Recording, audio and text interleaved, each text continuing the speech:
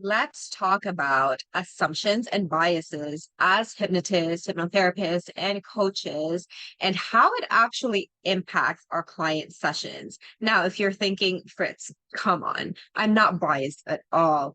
Think again, because we all are. Let us just be clear on that. We have our own confirmation biases, we have our own conclusions and assumptions. We are human. This is what we do. So there's no point denying it, and how like our own beliefs and assumptions definitely influence um how we deliver our client sessions. How can it not, right? We are human beings. And so denying this is definitely just lying to ourselves. And trust me, I have been there. I have been there where I was like, I am not judging my clients at all. But then after some personal and professional growth, I realized that I was definitely judging some of my clients. Obviously, not from a place of malice or mischievousness or like maybe in a negative light, but definitely when something would conflict between my client's views and my views, I would definitely have a feeling about it because again, I am human, right?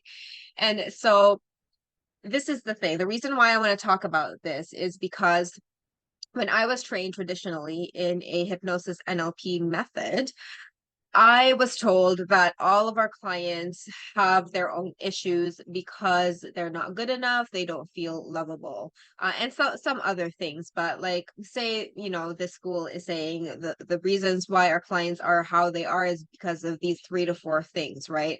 And can we really objectively and fairly say that?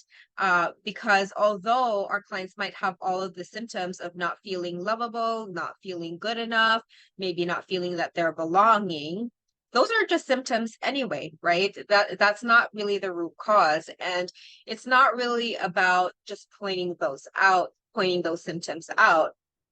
As hypnotists and as coaches, we help our clients to be aware as to what their patterns are so that they could change it, right? Just telling a client the opposite and saying, you are lovable, you're good enough, is not good enough for transformations to occur. Why? Because saying those things, those affirmations are nothing if our clients don't believe that. And they are coming to us because they don't fully believe that yet, right? They need our help to fully believe that. And how do they believe that? Is by looking internally, is by becoming more self-aware as to the reasons why they don't believe that way. What are the knots and the conclusions and assumptions that they have made that prevent them from truly knowing that they're good enough exactly as they are. And so instead of, assuming that everyone doesn't feel good enough, and that is an assumption and a bias that we have learned from others, from social media. It's very big now in social media talking about this, which is a great thing. But at the same time, if we bring that to our sessions, it can potentially slow our clients' results down because now we are putting them in a box of you just might not feel good enough. But what if, and I'll give you a tangible example um, with regards to this money, right? Let's talk about money and finances.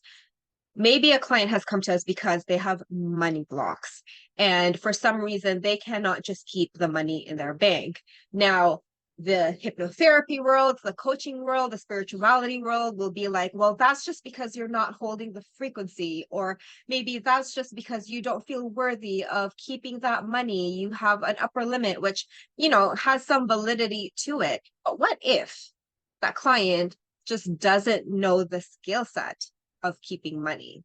Sure, they might have learned from, like, historically from their family who maybe are not as financially adept or intelligent. That's why they can't keep the money. But what if it's just a simple skill set that they need to learn? What if they haven't learned how to actually invest? What to do with the money instead? Like, and it's not a belief thing, it's a skill set competency thing. We sometimes miss this, right? Because of our assumptions that it has to be like this. It must be an energetic block. It must be a money block, an ethereal thing from the universe that a witch has casted onto them. Like, what's the proof of that, right? if we are not exploring that aspect of, do you actually know how to keep money? If I were to give you $10,000 right now, would you know what to do with it to keep it? And it's that simple. Sometimes it's just not knowing how to do it. And maybe they probably don't need us.